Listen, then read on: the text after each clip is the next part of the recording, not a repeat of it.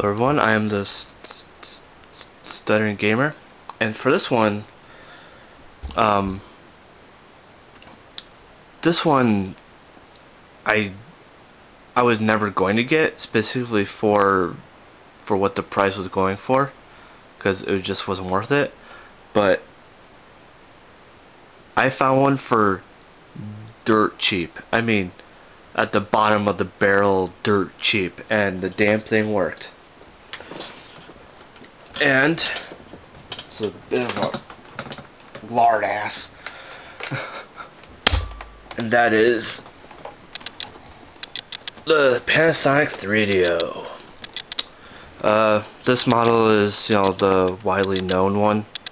It's more common than the other three that were made. It came out in 1993. Made by the creator of EA. It was meant to be a home entertainment system.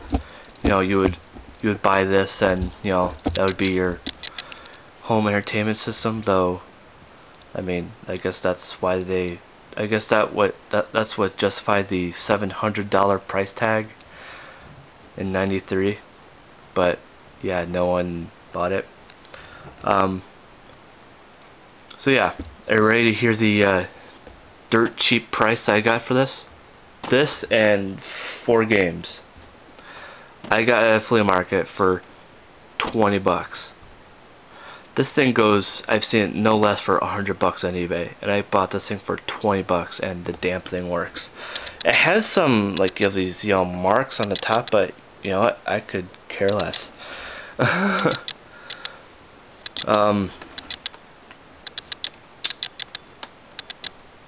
It's got, power, open, close, the disc tray comes out, and it's underneath the disc tray, these 2 lights, red for power on, and then this green / yellow one for disc is processing, which I don't know, I really like that feature.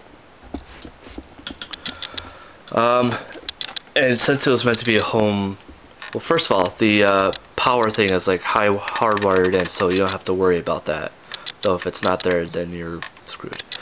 It has regular yellow, red, white AV cables. Has S-video if that's what you want to do, or has RF if that's has a channel changer and expansion that no one used. Which there's another expansion on this side too, but yeah, like I said, no one used them. Which that makes this thing very easy to set up, because all you need is simple cables. Yeah, the controller was interesting though. The cord is a mile long. I mean, it's gotta be the longest controller cord I've ever seen. And yeah, the controller didn't come in the best shape either. It's got some crap right there. It's got simple A, B, and C buttons, and it's meant to be a home entertainment system. You can kind of see that it has fast forward, rewind, forward, and ahead for the D-pad. Stop, play, pause, L and R. Oh, it has a headphone thing down here, so you can plug in headphones and volume switch if someone's in the room. And if you notice, it only has 1 controller port, but you could hook in another controller port, hook in another controller into this one, so you just put in this one and play. Another person could play, and I mean, you could just connect a bunch of them together, which interesting idea, but yeah, I don't know. Now, games that came with it were, well, this one I just found recently at a game store, which I was kind of surprised of, was Bust a Move. It's just simple puzzle game. I mean, nothing special. Came on discs, obviously. Now, The other game that came with it was Hell, or that's what I thought, because like, you know, opened it, it's like, you know, all the things for Hell are inside. You know, wanted to play this one first, so I quickly, you know, I opened a jewel case, I put it in, and surprised by what I saw. It's like, had, you know, the Street Fighter logo turn on. It's like, I don't think that's Hell. Well, for me it is, because I hate fighters. I cannot do a missy in my life. So yeah, I don't actually have Hell. What's on here is Street Fighter. Now either, you know, they came in these kind of boxes, or a jewel case like this, which, you know, that had a jewel case, or they came in these, like, you know, weird tall, you know, box things. This is another fighter. Horrible fighter. Even if I don't like fighters, Street Fighter is a good fighter. This one is horrible. Yeah, just tell you right off the bat, this puzzle game is probably the best game that I have for this thing right now, in my opinion. I mean, I'm sure some people with Street Fighters like would be the best, but like I said, I don't like fighters.